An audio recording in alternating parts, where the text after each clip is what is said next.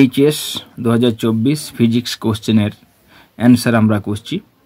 ইতিমধ্যে প্রথম ভিডিওতে আমরা সেকশন 1 এমসিকিউ এবং সেকশন 2 এর গ্রুপ এ এর এসএকিউগুলো কমপ্লিট করেছি প্রথম ভিডিওতে। আজকে আমরা group B section 2 group B এর কোশ্চেনগুলো নিয়ে আলোচনা করব, অ্যান্সার করব। নিম্নের প্রশ্নগুলির সংক্ষিপ্ত উত্তর দাও। বিকল্প প্রশ্নগুলি লক্ষণীয়। 2 × 5 = 10। 5টা কোশ্চেন করতে হবে। ওকে। 3 উৎকৃষ্ট মানের রোধ প্রস্তুতিতে ব্যবহৃত উপাদানের নাম লিখো। আছে 1 মার্ক। ম্যাঙ্গানিন, কনস্ট্যান্টাইন অথবা নাইক্রোম। তার নাইক্রোম নিতে হবে উপাদান। এই নির্বাচনের কারণ কি? কারণ উচ্চ প্রতিরোধ ক্ষমতা এদের আছে ও নিম্ন উষ্ণতা গুণাঙ্কের কারণে এদেরকে নেওয়া হয়েছে। ঠিক আছে।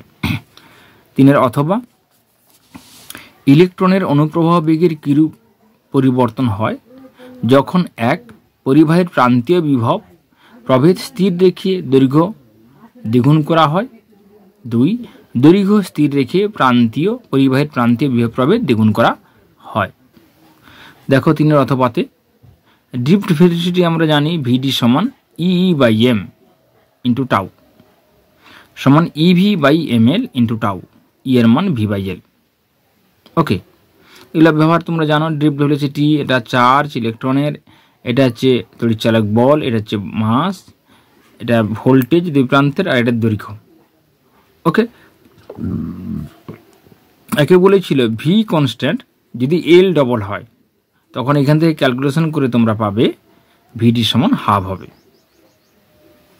দ্বিতীয় ক্ষেত্রে বলেছিল আই কনস্ট্যান্ট ভি ডবল, তখন ক্যালকুলেশন করে এখান থেকে পাবে তোমরা ভিডি সমান ডবল। ওকে, দেখো এখানে মার্কস ডিস্ট্রিবিউশন কেমন করেছে। এখানে এইটার জন্য 1 মার্ক এবং আর একটা কোশ্চেনের, 2টা কোশ্চেনের জন্য 2 মার্ক করেছে। ওকে, 4 দাগ। 200 পাকের এবং 0.2 মিটার ব্যাসার্ধের বৃত্তাকার কুণ্ডলী 14 অ্যাম্পিয়ার তড়িৎ প্রবাহ বহন করে। কুণ্ডলীর সাথে সংশ্লিষ্ট চৌম্বক ভ্রামকের পরিমাণ কত হবে? দেখো, আমরা জানি ম্যাগনেটিক মুভমেন্ট M সমান NIA, ফর্মুলার জন্য হাফ দেওয়া আছে। এরপরে তোমরা কি করবে? ডাটাগুলো পুট করবে। M সমান N এর মান কত? 200 ইন্টু I এর মান 14 অ্যাম্পিয়ার, A সমান πr², pi into 0.2 whole square ampere metre square. এই ডাটা পুট করার জন্য তুমি পাবে হাফ। ওকে, এবার তুমি ক্যালকুলেশন করলে তার জন্য পাবে হাফ, দিয়ে তুমি কত পেলে? 352 অ্যাম্পিয়ার মিটার স্কোয়ার। এই ইউনিটটা লেখার জন্য তুমি পাবে হাফ।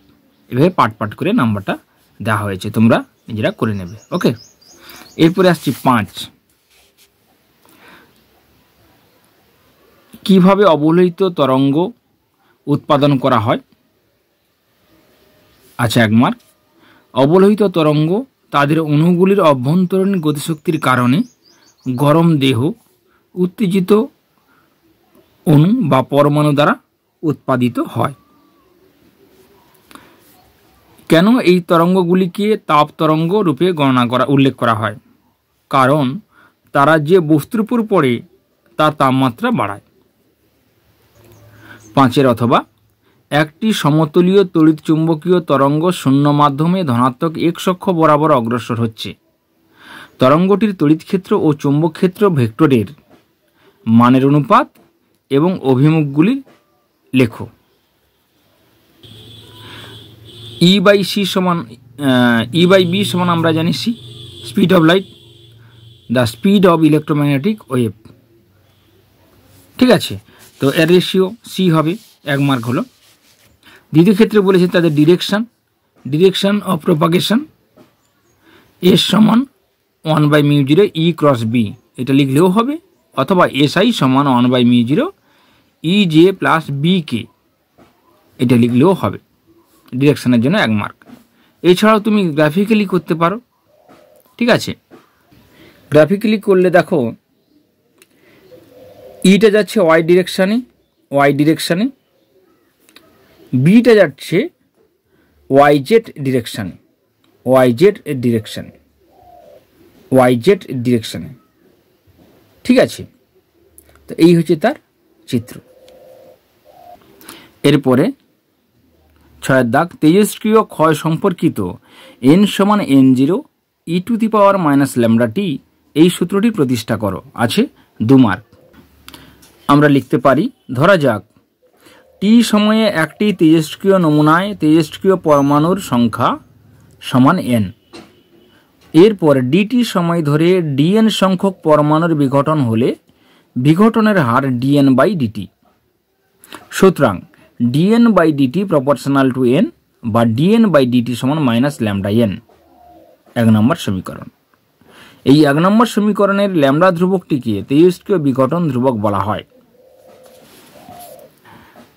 এখন বিঘটনের শুরুতে t সমান 0 সময়ে তেজস্ক্রিয় পরমাণুর সংখ্যা n0 এবং t সময় পরে ওই সংখ্যা n হলে integration n0 to n dn/n সমান -λ ইন্টিগ্রেশন 0 টু t dt বা ln n n0 to n সমান -λt বা ln n/n0 সমান -λt বা n/n0 সমান -e⁻⁻λt, অর্থাৎ n সমান n0 e⁻⁻λt।